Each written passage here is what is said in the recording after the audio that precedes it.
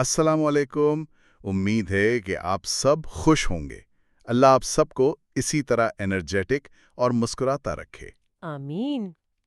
آج ہم قلندر بابا اولیاء رحمۃ اللہ علیہ کی مشہور کتاب لوح و قلم کے صفحات 183 سے 188 تک اس پر بات کریں گے۔ جی، لیکن شروع کرنے سے پہلے ہمیشہ کی طرح ضروری ہے کہ ہم کتاب لوح و قلم کے بارے میں اس کی کیا اہمیت ہے وہ ضرور بتاتے چلیں آپ کو۔ بالکل، یہ بہت ضروری ہے۔ اور وہ یہ ہے کہ حضور قلندر بابا اولیاء نے علم سینا کو ایک سائنس کے طور پر ایک مربوط اور منظم انداز میں اپنی کتاب لوح و قلم میں پیش کیا ہے۔ یعنی وہ علم جو سینہ بسینہ منتقل ہوتا تھا اسے ایک سائنس بنا دیا۔ جی بالکل، وہ باتیں جو قلندر بابا اولیاء رحمۃ اللہ علیہ کے دور تک ایک مرشد سے مرید کو ملتی تھیں، ان سب کو قلندر بابا اولیاء رحمۃ اللہ علیہ نے خاتم النبیین محمد رسول اللہ صلی اللہ علیہ وآلہ وسلم کے حکم پر، اچھا، جو انہیں بطریق اویسیہ یعنی اویسیہ سلسلے کے ذریعے ملا، تو اس حکم پر انہوں نے روحانیت کو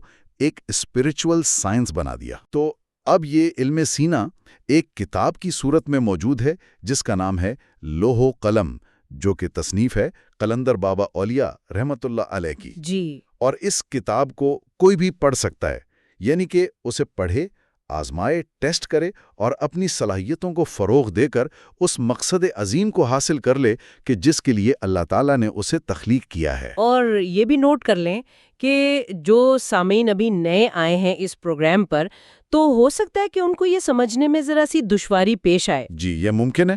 مگر آپ نے چھوڑنا نہیں، جسٹ آپ اس کی پلے لسٹ میں جائیں اور شروع سے سنیں تو آپ کو انشاءاللہ سب چیزوں اور باتوں کی سمجھ آئے گی۔ بالکل۔ اور یاد رکھیں، کسی بھی نیک کام کا مقصد یہی ہوتا ہے کہ اللہ سے تعلق جڑ جائے۔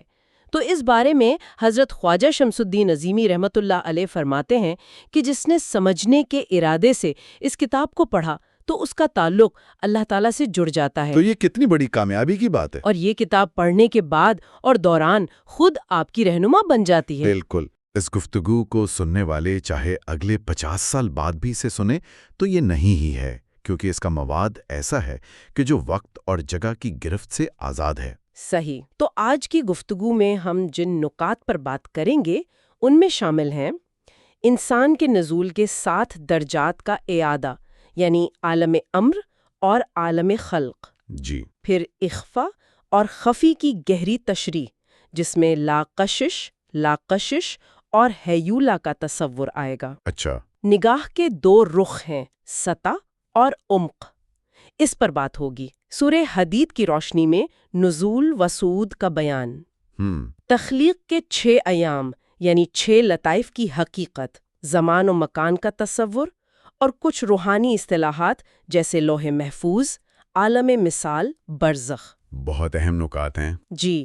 پھر قلم اور لوح یعنی نقطہ وحدانی کے 2 رخ اور حافظہ و فکر کا تعلق، اور آخر میں کائنات کے 3 خارجی دائرے، مادیت، حیوانیت اور انسانیت۔ زبردست۔ تو گفتگو کا آغاز پچھلی نشست کے اہم نکات سے کرتے ہیں۔ حضور قلندر بابا اولیاء رحمۃ اللہ علیہ بتاتے ہیں کہ انسان عالم امر سے عالم خلق میں کیسے درجہ بدرجہ اترتا ہے۔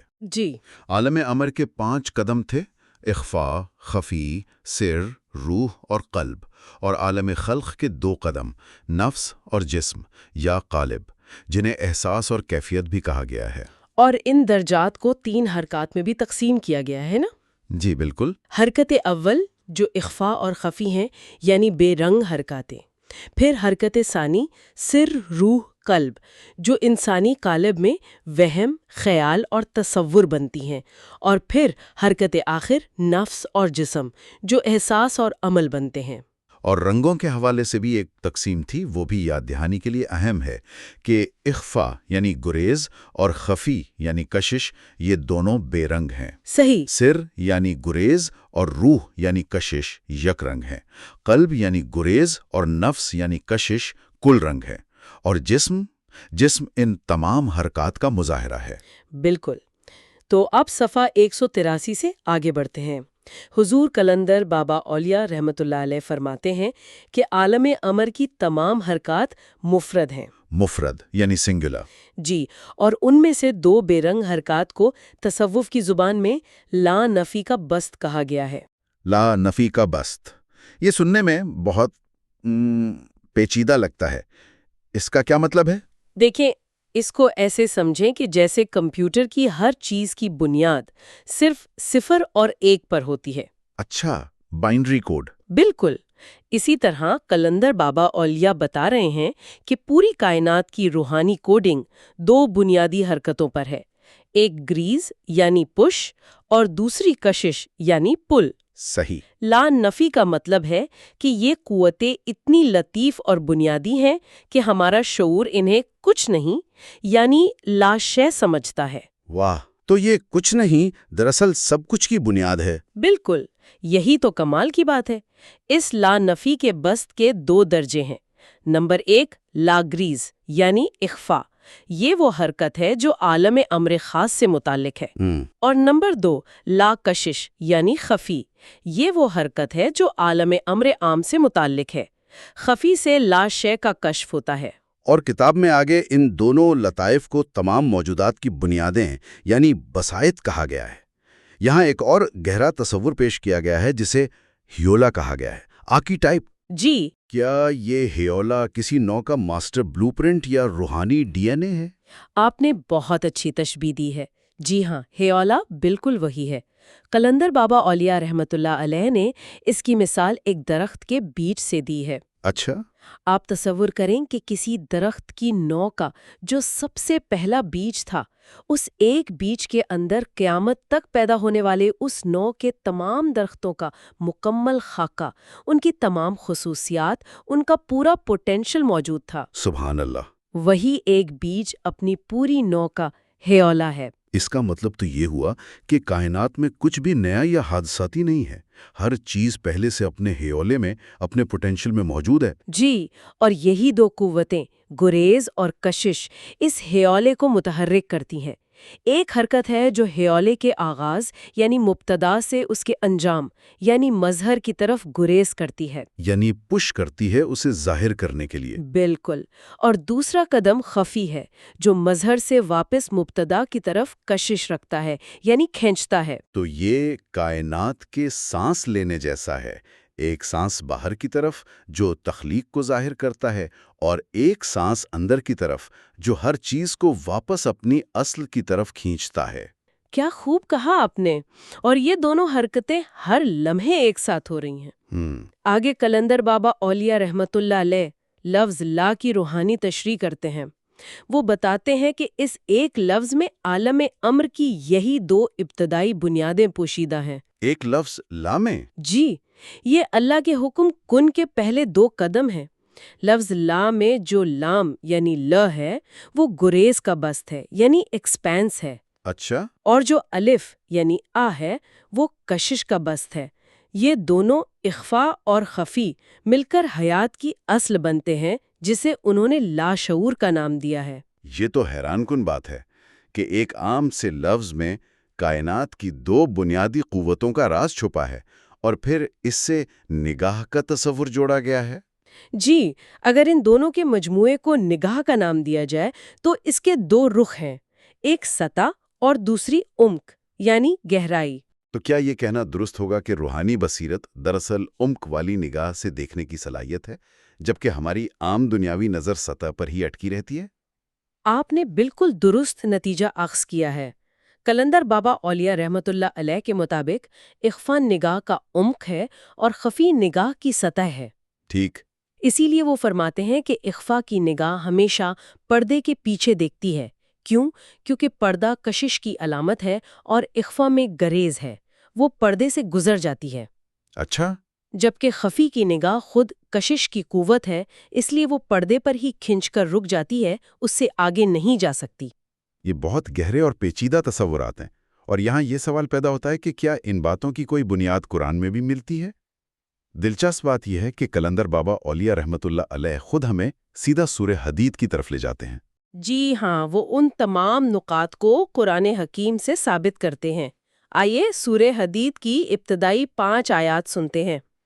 اعوذ باللہ من الشیطان الرجیم، بسم اللہ الرحمن الرحیم، سبح للہ ما فی السماوات والارض وہو العزیز الحکیم، لہ ملک السماوات والارض یحیی ویمیت وہو علی کل شیء قدیر، هو الاول والآخر والظاہر والباطن وهو بكل شيء علیم، هو الذي خلق السماوات والارض في 6 ايام ثم استوى على العرش يعلم ما يلج في الارض وما يخرج منها وما ينزل من السماء وما يعرج فيها وهو معكم اينما كنتم والله بما تعملون بصير، له ملك السماوات والارض والى الله ترجع الامور۔ وہی حیات دیتا ہے، وہی موت دیتا ہے، اور وہی ہر چیز پر قادر ہے، وہی پہلے، وہی پیچھے، اور وہی ظاہر ہے اور وہی مخفی ہے، اور ہر چیز کا خوب جاننے والا ہے۔ وہ ایسا ہے کہ اس نے آسمانوں اور زمین کو 6 روز میں پیدا کیا، پھر تخت پر قائم ہوا۔ وہ سب کچھ جانتا ہے، جو چیز زمین کے اندر داخل ہوتی ہے اور جو چیز اس سے نکلتی ہے، اور جو چیز آسمان سے اترتی ہے اور جو چیز اس میں چڑھتی ہے، اور وہ تمہارے ساتھ رہتا ہے خواہ تم لوگ کہیں بھی ہو، اور تمہارے سب اعمال کو بھی دیکھتا ہے۔ اسی کی سلطنت ہے آسمانوں اور زمین کی، اور اللہ ہی کی طرف سب امور لوٹ جائیں گے۔ آیت هو الاول والآخر والظاہر والباطن تو سیدھا سیدھا ان تصورات کی تصدیق کر رہی ہے۔ اللہ کا الظاہر ہونا خفی کی سطح ہے اور الباطن ہونا اخفاء کا عمق ہے۔ یہ تو کمال کی مطابقت ہے۔ بالکل، اور اسی تسلسل میں وہ تخلیق کے 6 ایام کے تصور کو ایک نئی جہت دیتے ہیں۔ وہ بتاتے ہیں کہ یہ ہمارے 24 گھنٹے والے دن نہیں ہیں، بلکہ یہ 6 لطائف ہیں۔ اچھا، 6 لطائف یعنی اخفاء، خفی، سر، روح، قلب اور نفس۔ جی، یہ 6 دن نہیں، 6 حرکتیں یا 6 حالتیں ہیں۔ ان میں سے 3 نزولی ہیں، یعنی اوپر سے نیچے کی طرف آتی ہیں، اور 3 صعودی ہیں، یعنی نیچے سے اوپر کی طرف جاتی ہیں۔ اور یہ بے وقت ہوتی ہیں؟ جی، سب سے اہم بات یہی ہے کہ یہ نزولی اور صعودی حرکات بے وقت وقوع پذیر ہوتی ہیں۔ یعنی ایسا نہیں کہ پہلے نزول مکمل ہوتا ہے اور پھر صعود شروع ہوتا ہے؟ بالکل نہیں۔ اور یہاں ایک بہت ہی دلچسپ نقطہ بیان کیا گیا ہے جو زمان و مکان کے تصور کو الٹ دیتا ہے۔ قلندر بابا اولیاء رحمۃ اللہ علیہ بتاتے ہیں کہ اس نزولی سفر کے دوران لاشعور یعنی زمان سطح پر غالب تھا، اور شعور یعنی مکان گہرائی میں مغلوب تھا۔ ایک منٹ، یہ تو دماغ کو گھما دینے والی بات ہے۔ یعنی ہم جسے ٹھوس حقیقت سمجھتے ہیں، یہ دنیا، یہ مکان، وہ دراصل ایک پردہ ہے، اور اصلی حقیقت یعنی زمان یا لاشعور اس پردے کے پیچھے چھپ گئی ہے۔ آپ کہہ سکتے ہیں جب یہ حرکت مظہر کی حدود میں قدم رکھتی ہے تو یہ معاملہ الٹ جاتا ہے، زمان گہرائی میں چلا جاتا ہے اور مکان سطح پر آ جاتا ہے، اور یہاں سے صعودی حرکت یعنی اوپر کی جانب سفر شروع ہوتا ہے۔ واہ! اور اسی نقشے کو مزید واضح کرنے کے لیے قلندر بابا اولیاء رحمت اللہ علیہ ہر لطیفے کو ایک روحانی مقام یا جہان سے جوڑتے ہیں۔ وہ بتاتے ہیں کہ لطیفہ اخفاء دراصل لوح محفوظ ہے۔ جی، یعنی وہ گہرا ترین بلو پرنٹ اخفاء وہی ہے جسے مذہب کی زبان میں لوح محفوظ یا پریزرو ٹیبلٹ کہا جاتا ہے۔ اور اس کے بعد سر کو عالم مثال کہا گیا ہے۔ جی، ورلڈ آف آرکیٹائپس۔ یہ شاید وہ دنیا ہے جہاں ہمارے خواب اور خیالات شکل اختیار کرتے ہیں، اور ہمارے قلب اور نفس کا مجموعہ ہمارا مظہر یا عالم ناسوت، یعنی ہماری یہ موجودہ دنیا ہے۔ صحیح۔ اور لطیفہ روحی کو آراف یا برزخ کہا گیا ہے۔ نزول میں برزخ اور صعود میں آراف۔ یہ تو واقعی شعور کا ایک مکمل نقشہ ہے۔ بالکل، اور آخر میں خفی کو کتاب المرقوب اور حشر و نشر کی منزل کہا گیا ہے۔ یہ ایک مکمل نظام ہے۔ یہاں پہ میں ایک بات آپ سے عرض کر دوں کہ یہ جو مقامات ہیں، ان کو آپ جب تک کاغذ قلم کی مدد سے نوٹ کر کے ان پہ تفکر نہیں کریں گے، ان کو ذہن نشین نہیں کریں گے، یہ بات واضح نہیں ہوگی۔ جی، یہ بہت ضروری ہے۔ اسی لیے التجا کروں گا کہ یہاں پہ رک کر ان ساری چیزوں کو اسی ترتیب سے 7 چیزوں کو دیکھیں، لکھیں اور پھر اس پر غور کریں، تو آپ کے ذہن میں ایک نقشہ واضح ہو جائے گا۔ جی، آگے وہ قلم اور لوح کی مزید تشریح کرتے ہیں. وہ بتاتے ہیں کہ یہ دونوں یعنی علم القلم اور لوح محفوظ دراصل نقطۂ وحدانی کے دو رخ ہیں. نقطۂ وحدانی یعنی پوائنٹ آف سنگولیرٹی. جی، جو رخ ذات باری تعالیٰ کی طرف ہے وہ علم القلم ہے، اور اسی نقطۂ وحدانی کا دوسرا رخ جس کا تعلق لاشعور سے ہے، اس کی آگے دو سطحیں ہیں، ایک حافظہ یعنی میموری اور دوسری فکر یعنی تھاٹ. یہ بہت دلچسپ ہے، یعنی ہمارا حافظہ اور ہماری فکر دونوں اسی ایک نقطے سے جڑے ہوئے ہیں. جی، اور اس کی مزید وضاحت کرتے ہوئے فرمایا کہ حافظے کی سطح خلائے نور ہے. یہ بسیط، عمیق اور محیط ہے، یعنی لامحدود، انفینٹ ہے. اور فکر کی سطح؟ اور فکر کی سطح محض نور ہے، جو محدود، فائنائٹ ہے. اس کا مطلب تو یہ ہوا کہ ہماری یادداشت، ہمارا حافظہ ایک لامحدود میدان تک رسائی رکھتا ہے، جبکہ ہماری فعال سوچ، ہماری فکر ایک محدود دائرے میں کام کرتی ہے. یقیناً حرکت خلائے نور یعنی لامحدودیت سے نور یعنی محدودیت کی طرف نزول کرتی ہے، اور اسی کا تذکرہ سورہ حدید کی پہلی آیت میں ہے، سبح للہ ما فی السماوات والارض.